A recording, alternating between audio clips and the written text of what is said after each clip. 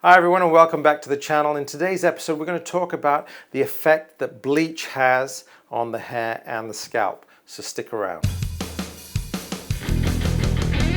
Welcome to the Hair Loss Show, where Dr. Russell Knudsen and Dr. Vikram Jayaprakash discuss issues relating to hair loss and the medical and surgical treatment of hair loss in both men and women.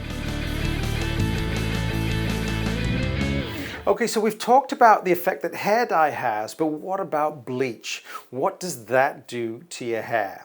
Well, the answer is probably similar to hair dye, but probably a little bit more aggressive because bleach, the compound has to penetrate through the surface of the scalp. It has to destroy the pigment, take the pigment out.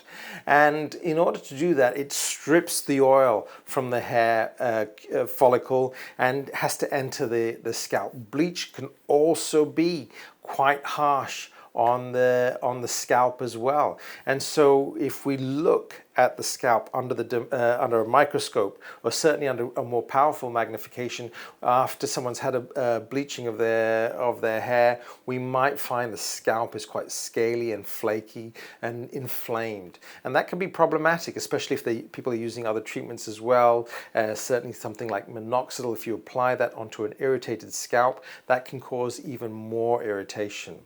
So bleaching is something that a lot of people do and it's fine, but understand that it does have a negative impact on the hair.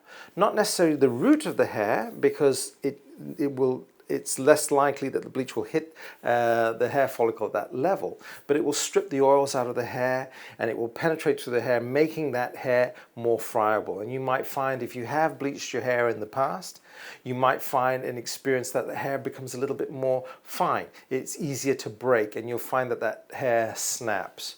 So certainly, by all means, if you wish, you can bleach your hair. It's not a practice that I would recommend doing regularly because of the negative effects that it has on your hair.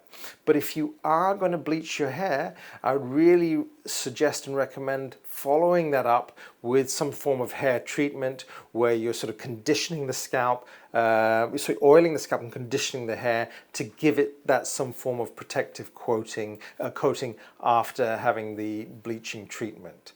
So I hope you found that useful. Again, be careful when you bleach your hair. Don't overdo it. Make sure it's done by someone properly because you can find that it will irritate the hair and the scalp as well.